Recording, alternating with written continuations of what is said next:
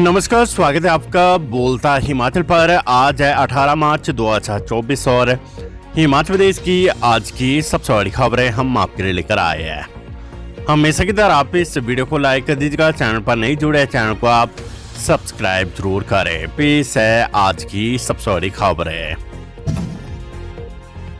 आज supreme court पर हिमाचल की नजर। कांग्रेस के 6 बागी विधायकों की याचिका पर होगी सुनवाई। हिमाचल में लोकसभा चुनाव के साथ विधानसभा की 6 सीटों पर उपचुनाव होंगे या नहीं, इस बारे में सोमवार को सबकी नजरें सुप्रीम कोर्ट पर होगी। शनिवार को निर्वाचन आयोग ने अपनी प्रेस वार्ता में लोकसभा चुनाव के साथ हिमाचल की उन 6 सीटों के लिए भी शेड्यूल घोषित कर दिया है, जिनके कांग्रेस विधायकों को स्पीकर कुलदीप सिंह पठानिया ने डिस्क्वालीफाई कर दिया था। इस शेड्यूल के अनुसार हिमाचल में उपचुनाव तय है, लेकिन इस पूरे मामले पर एक ट्विस्ट भी है। पूरे देश में लोकसभा चुनाव की आचार संहिता लगेगी, लेकिन हिमाचल में अंतिम चरण में चुनाव है, इसलिए चुनाव की अधिसूचना 7 मई 2024 से शुरू होगी। इसलिए चुनाव प्रक्रिया की शुरुआत भी इसी तारीख से होगी। आचार संहिता की मार, नियुक्तियां लटकी, रिजल्ट का इंतजार। हिमाचल में लोकसभा चुनाव की आचार संहिता लागू होने के साथ ही नई भर्तियों की प्रक्रिया भी एक तरह से रुक गई है। चुनाव आचार संहिता की धारा 11 के तहत हालांकि लोक सेवा आयोग या राज्य चयन आयोग की अपनी वर्किंग पर कोई रोक नहीं है, लेकिन ये सिर्फ उन भर्तियों को जारी रख सकती है जिनमें पद पहले विज्ञापित हो चुके हैं। यदि शिक्षा विभाग की बात करें तो लोक सेवा आयोग पीजीटी या स्कूल लेक्चरर के 585 पद विज्ञापित कर चुका है। इसकी प्रक्रिया शेड्यूल के अनुसार आगे जारी रहेगी। हालांकि नियुक्ति से पहले चुनाव आयोग को पूछना पड़ेगा। इसी तरह टीजीटी बैच वाइज में जिन 1023 अभ्यर्थियों को सिलेक्ट किया गया है, उनकी नियुक्ति भी अप्रैल के महीने में चुनाव आयोग को पूछने के बाद होगी। टीजीटी के अलावा जेएफटी और शास्त्री की भर्ती में भी कोर्ट से अनुमति मिलने के बाद नियुक्ति के लिए भारत निर्वाचन आयोग को केस भेजना होगा। राष्ट्र विभाग में पटवारियों के पद भरने के लिए 784 अभ्यर्थियों की सिलेक्शन होनी थी। इन्हें सरकार फिर ट्रेनिंग करवाती है, लेकिन इस चयन के लिए भर्ती एजेंसी फाइनल नहीं हो पाई है। भर्ती नियमों की बात करें तो उसमें डायरेक्टर लैंड रिकॉर्ड को भर्ती एजेंसी के तौर पर रखा गया है, लेकिन पिछली भर्ती में हुए विवाद के बाद इस बार डायरेक्टर लैंड रिकॉर्ड्स ने इन भर्तियों को करने से इनकार कर दिया था।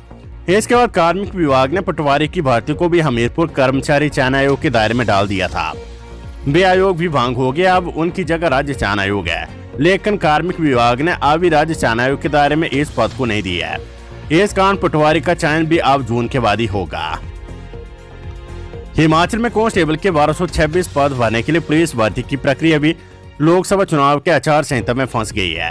अब इस बार में जून में ही भर्ती को लेकर कोई फैसला हो पाएगा, उसके बाद ही प्रक्रिया शुरू होगी। दरअसल ये मामला भर्ती एजेंसी को लेकर लोक सेवा आयोग और पुलिस मुख्यालय के बीच ही उलझ रहा है। इस भर्ती के लिए 3 बार रूल्स को बदल दिया गया और अभी भी 6 मार्च को किया गया बदलाव अंतिम रूप से नोटिफाई नहीं हुआ है। लोकसभा चुनाव की आचार संहिता लगने के कारण हिमाचल प्रदेश पथ परिवहन निगम में ड्राइवर और कंडक्टर दोनों की भर्ती प्रक्रिया रुक गई है। निगम को अपनी बसों को चलाने के लिए अब ये स्टाफ जून के बाद ही मिल पाएगा। परिवहन निगम में ड्राइवर के 300 और कंडक्टर के 360 पद भरे जाने हैं। पिछले 1 साल से उनकी भर्ती प्रक्रिया चल रही है, लेकिन अब तक ये फाइनल नहीं हो पाई है। आचार संहिता लगने के ठीक 1 दिन पहले लोक सेवा आयोग ने कंडक्टर भर्ती का रिजल्ट घोषित किया था। 360 पदों के लिए हुए इस एग्जाम में 357 कंडक्टर चयनित घोषित किए गए हैं। इनकी अब डॉक्यूमेंटेशन परिवहन विभाग के स्तर पर होगी और फिर इन्हें नियुक्ति चुनाव के बाद ही दी जाएगी। स्कूलों में तय होगा आपदा प्रबंधन प्लान, शिक्षा विभाग ने प्रधानाचार्य और मुख्य अध्यापकों को लिखा पत्र। प्रदेश के हर शिक्षण संस्थान के लिए आपदा प्रबंधन प्लान बनेगा। शिक्षा विभाग ने इसके लिए टी प्रोजेक्ट का नाम दिया है। प्रदेश के स्कूल प्रधानाचार्य और मुख्य अध्यापकों को अपने अपने स्कूलों का प्लान तैयार कर निदेशालय भेजने को कहा गया है। इसमें कहा गया कि यदि कोई प्राकृतिक आपदा आती है तो स्कूलों के पास इससे निपटने के क्या साधन है। स्कूल या आसपास ऐसा कौन सा स्थान है जहां पर आपदा के समय बच्चों को शिफ्ट किया जा सकता है। विधानसभा सचिवालय की तरफ से जारी नोटिस का भाजपा के 9 विधायक आज देंगे जवाब। प्रदेश भाजपा के 9 विधायक विधानसभा सचिवालय की तरफ से जारी किए गए नोटिस का जवाब आज देंगे। सूचना के अनुसार विधायक लिखित जवाब देने के साथ साथ मौखिक तौर पर भी अपना पक्ष रखेंगे।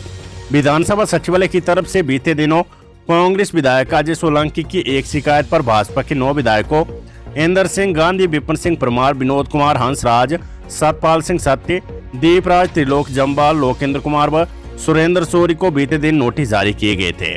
विधायकों को संविधान के अनुच्छेद 194 के तहत ही नोटिस जारी किए गए थे। इसके साथ ही नोटिस में स्पष्ट किया गया था कि यदि विधायक निश्चित समय अवधि के भीतर अपना जवाब नहीं देते तो विधानसभा अध्यक्ष कुलदीप सिंह पठानिया नियमानुसार कार्यवाही कर सकते हैं। हिमाचल की सियासत में आए तूफान की लहरें शांत नहीं हुई है। उनका असर लोकसभा चुनाव में भी नजर आएगा। भाजपा को इन लहरों के सहारे अपनी नैया पार लगाने की आस है। हिचकोले ना रुके तो कांग्रेस की नाव को भंवर से निकालना मुश्किल होगा। लोकसभा चुनाव के साथ ही इस बार अयोग्य घोषित किए गए कांग्रेस के 6 विधायकों के क्षेत्रों में विधानसभा उपचुनाव भी होने से चुनावी माहौल दिलचस्प हो गया है। ये चुनाव कांग्रेस व भाजपा ने राज्य की सुख सरकार की 10 अवधि दिशा तय करेंगे। राज्यसभा चुनाव के बाद ये सरकार के लिए एक और इम्तिहान होगा। आचार संहिता के कारण महिलाओं को मासिक सहायता देने की योजना में अब नहीं जोड़ सकते नए लाभार्थी। हिमाचल प्रदेश के मुख्य निर्वाचन अधिकारी CEO मनीष गर्ग ने स्पष्ट किया कि आदर्श आचार संहिता लागू होने की वजह से अब राज्य सरकार की इंदिरा गांधी प्यारी बहना सुख सम्मान निधि योजना में नए लाभार्थियों को नहीं जोड़ा जा सकता है। राज्य की कांग्रेस सरकार ने गुरुवार को इस योजना के तहत 18 से 59 आयु वर्ग की महिलाओं को 1500 रुपए प्रतिमाह देने की अधिसूचना जारी की थी। गर्ग ने संवाददाता सम्मेलन के दौरान स्पष्ट किया कि लोकसभा और राज्य की 6 विधानसभा सीट पर उपचुनाव की घोषणा के मद्देनजर लागू आदर्श आचार संहिता की वजह से योजना के तहत नए लाभार्थियों को नहीं जोड़ा जा सकता है। उन्होंने ये स्पष्टीकरण इंदिरा गांधी प्यारी बहना सुख सम्मान निधि योजना पर और इसे लेकर जारी अधिसूचना पर पूछे गए सवाल के जवाब में दिया है। पूर्व मुख्यमंत्री जयराम ठाकुर ने कहा है कि कांग्रेस सरकार आदर्श आचार संहिता का उल्लंघन कर रही है। कांग्रेस चुनाव के समय प्रदेश के लोगों के साथ धोखा करके जन समर्थन हासिल करना चाहती है, इसलिए चुनाव आते ही वे बड़ी बड़ी बातें और घोषणाएं करती है, झूठी गारंटी देती है और चुनाव के बाद भूल जाती है। कांग्रेस को भूलना नहीं चाहिए कि झूठ और फ्रेब की राजनीति ज्यादा दिन तक नहीं चलती है। कांग्रेस का भांडा फूट चुका है। गोविंद सागर झील में शुरू होगी वाटर स्पोर्ट्स गतिविधियां, 3 माह में चलेंगे क्रूज और शिकारा। हिमाचल में साहसिक गतिविधियों व वाटर स्पोर्ट्स को बढ़ावा देने की दिशा में कवायद तेज हो गई है। इस कड़ी में बिलासपुर की गोविंद सागर झील में जल्द shikara, cruise, banana ride, sofa ride आदि वाटर स्पोर्ट्स गतिविधियां शुरू करने के लिए टेंडर जारी हो चुके हैं। अब औपचारिकताओं को पूरा कर 3 माह में यहां पर क्रूज, शिकारा जैसी गतिविधियां शुरू कर दी जाएगी। करीब 3 माह पूर्व जिला बिलासपुर प्रशासन ने वाटर स्पोर्ट्स गतिविधियां शुरू करने के लिए निविदाएं आमंत्रित की थी। इसके बाद प्रक्रिया को पूरा करने के बाद अब टेंडर अवार्ड कर दिए गए हैं। टेंडर के माध्यम से चुनी गई कंपनी अगले 3 माह में गोविंद सागर झील में अपनी गतिविधियां शुरू कर देगी। इस अवधि के दौरान कंपनी को सभी तैयारियों को पूरा करना होगा। हिमाचल की सुख सरकार के लिए लोकसभा से बड़ा होगा विधानसभा उपचुनाव का इम्तिहान। हिमाचल में सुख सरकार के लिए विधानसभा उपचुनाव का इम्तिहान लोकसभा से बड़ा होगा। प्रदेश में अभी कांग्रेस की 34, भाजपा के 25 और 3 निर्दलीय विधायक है। 6 विधानसभा क्षेत्रों में उपचुनाव होने के बाद बहुमत के लिए 35 का आंकड़ा चाहिए। ऐसे में अल्पमत में आने से बचने के लिए मुख्यमंत्री सुखविंदर सिंह सुक्खू को प्रदेश कांग्रेस अध्यक्ष प्रतिभा सिंह और उप मुख्यमंत्री मुकेश अग्निहोत्री की तिकड़ी को एड़ी चोटी का जोर लगाना होगा। चुनावों के आखिरी चरण में भाजपा के हिमाचल में होने वाले ताबड़तोड़ चुनाव प्रचार के काउंटर के लिए भी ठोस रणनीति बनानी पड़ेगी। धर्मशाला, सुजानपुर, कुटलैहड़, गगरेट, बड़सर और लाहौल स्पीति विधानसभा क्षेत्र में होने वाले उपचुनाव में कांग्रेस को भाजपा के साथ साथ अपने पूर्व विधायकों के समर्थकों का भी चुनाव मैदान में सामना करना पड़ेगा। कांग्रेस को उत्तर भारत में बची अपनी एकमात्र सरकार को बचाने के लिए अपने वर्तमान विधायकों को साथ में रखते हुए उपचुनाव में कम से कम 1 सीट जीतना जरूरी होगा। 1 सीट जीतकर कांग्रेस का विधानसभा में आंकड़ा 35 हो जाएगा। इससे सरकार बहुमत में आ जाएगी। अगर कांग्रेस को उपचुनाव में किसी भी सीट पर जीत नहीं मिलती है तो इनके विधायकों की संख्या 34 ही रहेगी, जबकि 6 सीटें जीतने पर भाजपा के विधायकों की संख्या 25 से बढ़कर 31 हो जाएगी। वर्तमान परिस्थितियों में निर्दलीय 3 विधायक भी भाजपा के साथ है। ऐसे में भाजपा और निर्दलीय मिलकर 34 विधायक हो जाएंगे। इस स्थिति में अगर सुख सरकार को बहुमत साबित करना पड़ा तो कांग्रेस के पास 33 विधायक ही रह जाएंगे। विधानसभा अध्यक्ष सिर्फ बराबरी के वोट पड़ने पर ही मतदान कर सकते हैं। कांग्रेस सरकार को इन हालातों को टालने के लिए अभी से व्यापक स्तर पर होमवर्क करना होगा। बिलासपुर के लुहणु मैदान में खूंटा गाड़ने व बैल पूजन के साथ राज्य स्तरीय नालवाड़ी मेला शुरू। बिलासपुर जिले के लूणू मैदान में 7 दिवसीय राज्य स्तरीय नालवाड़ी मेले का रविवार को शुभारंभ हो गया है। मेले का शुभारंभ मंडी क्षेत्र की मंडलायुक्त राखिल कालो ने किया। उन्होंने रेवन काटकर मेला स्थल पर खूंटा गाड़ा व बैलों की पूजा की। लोकसभा चुनाव को लेकर कांग्रेस हाईकमान का सर्वे पूरा, स्क्रीनिंग कमेटी ने सौंपी रिपोर्ट। हिमाचल में आगामी लोकसभा चुनाव की प्रक्रिया को लेकर कांग्रेस हाईकमान के सर्वे की प्रक्रिया पूरी हो गई है। इसके साथ ही प्रदेश लोकसभा चुनाव के लिए गठित स्क्रीनिंग कमेटी ने भी चारों सांसदीय क्षेत्रों शिमला, मंडी, कांगड़ा व हमीरपुर को लेकर 3 प्रत्याशियों के नामों का पैनल तैयार कर रिपोर्ट केंद्रीय चुनाव समिति को सौंप दी है। ऐसे में अब केंद्रीय चुनाव समिति सभी संभावित नामों पर चर्चा करेगी और पार्टी प्रत्याशियों के नामों पर अपनी मोहर लगाएगी। वहीं मंगलवार को दिल्ली में CWC की बैठक भी प्रस्तावित है। बैठक में भाग लेने के लिए CWC की सदस्य एवं सांसद प्रतिभा सिंह सोमवार को दिल्ली के लिए रवाना हो सकती है। ऐसे में माना जा रहा है कि केंद्रीय चुनाव समिति के साथ ही CWC की बैठक के बाद प्रदेश के चारों सांसदीय क्षेत्रों को लेकर कांग्रेस अपने प्रत्याशियों के नामों की घोषणा कर देगी। लोकसभा चुनाव के लिए कांग्रेस प्रदेश अध्यक्ष प्रतिभा सिंह ने सांसदीय क्षेत्रवार चुनाव प्रभारियों के साथ ही पब्लिसिटी, पब्लिकेशन व प्रशासनिक कार्यों को लेकर पार्टी नेताओं की नियुक्ति कर दी है। इसके तहत उप मुख्यमंत्री मुकेश अग्निहोत्री को हमीरपुर, मंत्री विक्रमादित्य सिंह को मंडी, चंद्र कुमार को कांगड़ा और रोहित ठाकुर को शिमला संसदीय क्षेत्र का दायित्व सौंपा गया है। इसी तरह मंत्री हर्षवर्धन चौहान को पब्लिसिटी व पब्लिकेशन तथा जगत सिंह नेगी को प्रशासनिक व समन्वय का दायित्व सौंपा गया है। फतेहपुर हल्के की पंचायत तलाड़ा के एक 23 वर्षीय युवक की चिट्टे की ओवरडोज से मौत हो गई है। मृतक सौरव निवासी तलाड़ा के भाई गौरव फटाने पुत्र दलजीत सिंह निवासी तलाड़ा की शिकायत पर पुलिस ने IPC की धारा 304 के तहत मामला दर्ज किया है।